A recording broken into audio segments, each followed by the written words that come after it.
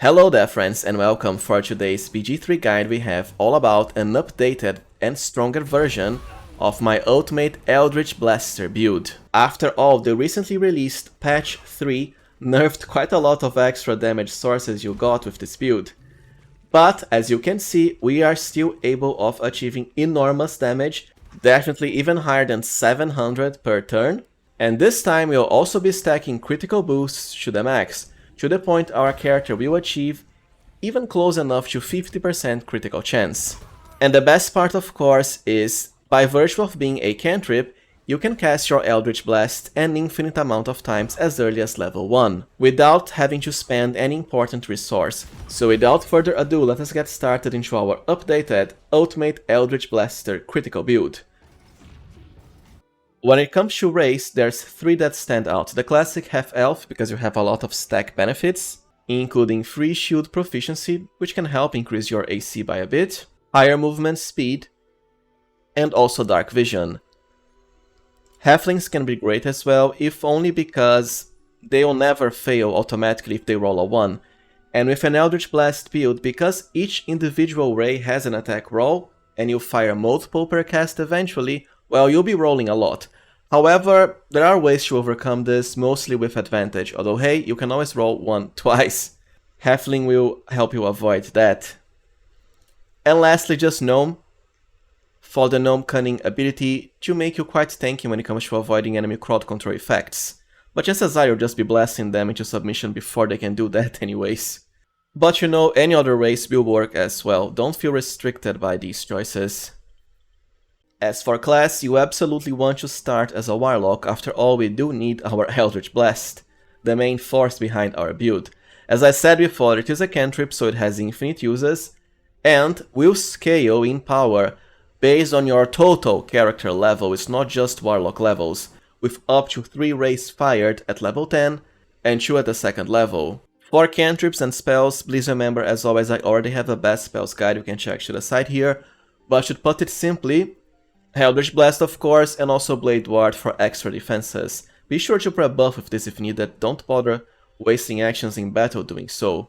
For your Warlock subclass, for the early parts of the game, the Fiend is definitely the best choice, because you'll get temporary hit points whenever you kill an enemy with anything including your very own Eldritch Blasts. Later, however, because you'll be stacking loads and loads of extra critical chance on this build, the Great Old One will start shining, because whenever you score a critical hit against an enemy, that target and also nearby foes will be frightened, which is one of the best debuffs because it forces disadvantage on attack rolls. Personally, I would only respec into Great Old One Warlock at around the 2nd act, because that is when you start getting critical hit boosting gear, so something like level 6 to level 7 and so on. Your Warlock spells don't really matter outside of Hex. To increase your Eldritch Blast damage, especially good early on because it's cast as a bonus action, and also quite handy when it comes to powerful single target enemies like, let's say, bosses, because each ray fired from Eldritch Blast will get this extra bonus.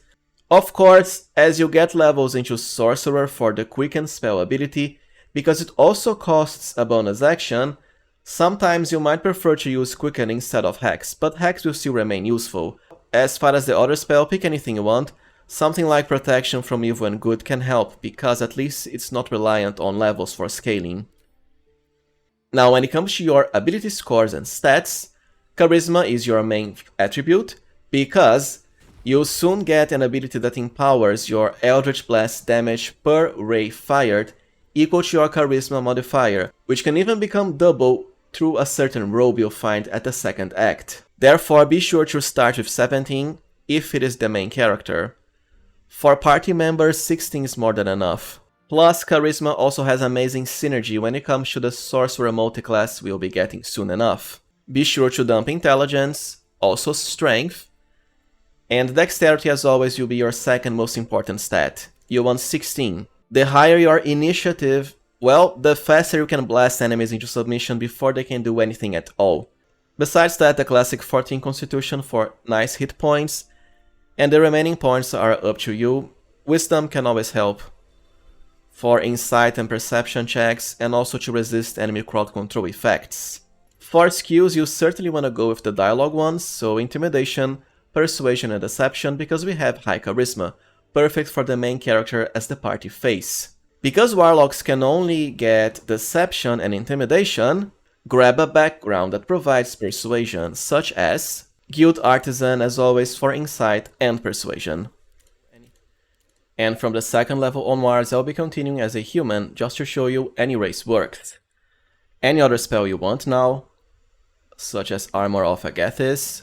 And for the first invocations, always Agonizing Blast to increase your Eldritch Blast damage equal to your Charisma modifier, which of course is even better because it applies individually to each instance of Eldritch Blast fired, and later you fire multiple rays per single cast.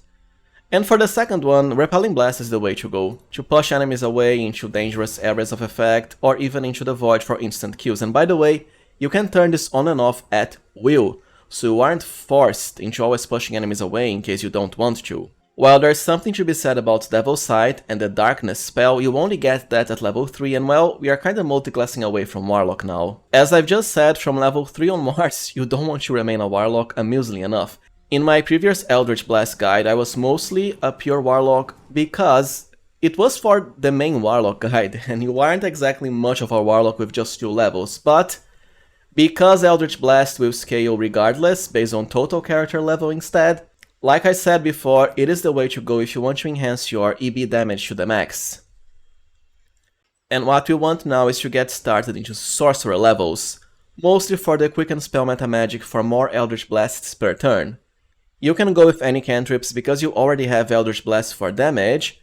I'd rather focus into the utility ones, such as Light, Friends, Mage Hand, and True Strike or Minor Illusion. For the Sorcerer spells, be sure to pick Shield for extra defenses and anything else you want. Fog Cloud can be quite fun if you are playing a race that has Dark Vision. As far as the Sorcerer subclasses, Draconic Bloodline used to be a lot better before patch 3, especially the Lightning Dragon, because you could enhance Lightning Charge damage by a lot. Nowadays that's been nerfed, it won't apply to Lightning Charge anymore, and by default Eldritch Blast is force damage, which none of the bloodlines empower. However, for the few levels into Sorcerer you'll be getting, Draconic is still the best investment. This way we get Mage Armor for free for higher base AC, and of course slightly higher hit points. If you wanna fly with Storm Sorcerer, well, you have better uses for your bonus actions, and you can always just teleport with the Misty Step spell anyways. And as far as Wild Magic, it's rather disappointing, especially when you compare it to the God mode it was in Baldur's Gate 2. So anyway, Sorcerer, Dragon Bloodline, and you can go with any of the bloodlines you want now, because the extra elemental damage at level 6 Sorcerer won't matter for this build anymore. You might as well pick something that provides a spell you want. Armor of Agathis, for example, which is by default Warlock exclusive from White Dragon, or Bronze for Fog Cloud for free, so you can then learn another spell at level 1 besides Shield. Honestly, just go with whatever you want. And by the way, you can always change the color of your scales regardless of the dragon you pick. Any other spell at level 4, you truly will only be using the Sorcerer slots, well, for basically 2 things. One, the Shield spell for extra defenses, or just more sorcery points so you can then spam the Quicken Spell Meta Magic more. Besides the Haste spell, of course. And speaking about Meta Magic, we get to pick some now, but the one we want only comes at the next level. In any case, Twin Spell can be amazing. When you combine this with Haste, well, it's basically a game winner by itself, and amusingly enough, it will fire 2 Eldritch Blasts until you reach level 5, because that is when you already have 2 by default. For the second Meta Magic, anything you want, like Distant Spell. You'll still want to remain a Sorcerer until level 3 at least, at level 5, because this is when you get, at long last, Quicken Spell Meta Magic.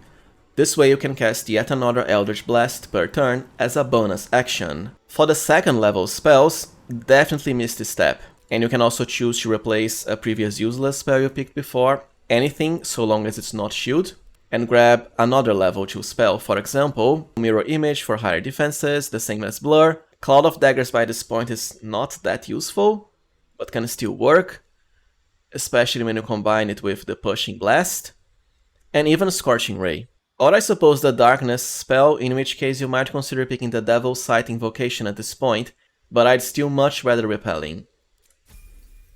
You have a choice at level 6, you can keep your character as a sorcerer for the next few levels, which is what I prefer because you'll get not only the haste spell soon enough, but also an extra feat. You can of course already multiclass now into other options such as Fighter for Action Surge, more Eldritch Blasts, or Rogue and Thief for the extra bonus action, also more Eldritch Blasts as Quickened. But as I said, I'd much rather keep ourselves as a sorcerer. Any cantrip, any spells, and for the feat you also have a few different options. You can already pick ability improvement and max your charisma out, because at this point you would already have a +1 from the Hag boss fight at Act 1 for 20 total, and this build gets double charisma to damage with your Eldritch Blasts. There's always alert to ensure you will 100% always act before any enemy, but my preferred choice is something different. This time we'll be going for Spell Sniper because it's finally been fixed, which means it will now increase the critical range of your Eldritch Blasts. And this can be very powerful for this type of build because, as I said before, each cast at this level of Eldritch Blast will fire 2 rays. Each of these rays can individually critical. Later it will be 3 rays per blast, and you can get something like 15 whole rays per turn. But as I said, you can also go with the other options I mentioned if you prefer. You can go with any cantrip because it doesn't matter, we already have our blast. And that's it for level 6. Now I would definitely keep our character a sorcerer until level 7, so 5 levels of it, because it's when we at last get the haste spell. As I mentioned before, when you have the twinned meta magic and also the haste spell, you'll get to cast it on double the amount of allies, which by itself is a game breaker. Trust me, it is that good and certainly worth the investment. More sorcerer levels also mean more sorcery points for twinned and quickened spell meta magic, without having to rest a lot. Now level 8 onwards is when I would multiclass away from Sorcerer because we already have everything we want. And as I said before, the extra elemental damage you get at this point doesn't matter because it has been nerfed for lightning. And don't forget, at the previous level you can also replace another spell for example, let's say Scorching Ray, for counter spell. Anyways, you have once again 2 options now, either Fighter or Rogue. I'd much rather Fighter because the bonus, that is Action Surge, well, it helps you more. Rogue and Thief will only provide you with an extra bonus action which costs sorcery points as meta magic. Fighter does not, you just get to blast the enemy one more time. Any fighting style goes, and at level 9 we'll at last get Action Surge, quite fun. For more blasting. I would still remain a Fighter until level 3 because this is when we get our subclass and ideally Champion, as the extra critical range boost will stack with everything else we have, including the Spell Sniper feat, and yes, it does apply to Eldritch Blast. As a matter of fact, I would even keep this character up until level 4 Fighter for the extra feat. Of course, you could ignore the Fighter subclass and go with, well, 3 levels of Rogue and Thief as I said before. I just don't think it's necessary because look, you have more than enough blasts with this build as it is. 1 normal, another from haste, 3 from Action Surge, 4 from the Elixir of Bloodlust, and 5 from the Quicken Spell Meta Magic. That's 15 individual rays fired per turn. Do you really need more? Just saying, you can do it if you want. I don't think it's worth it.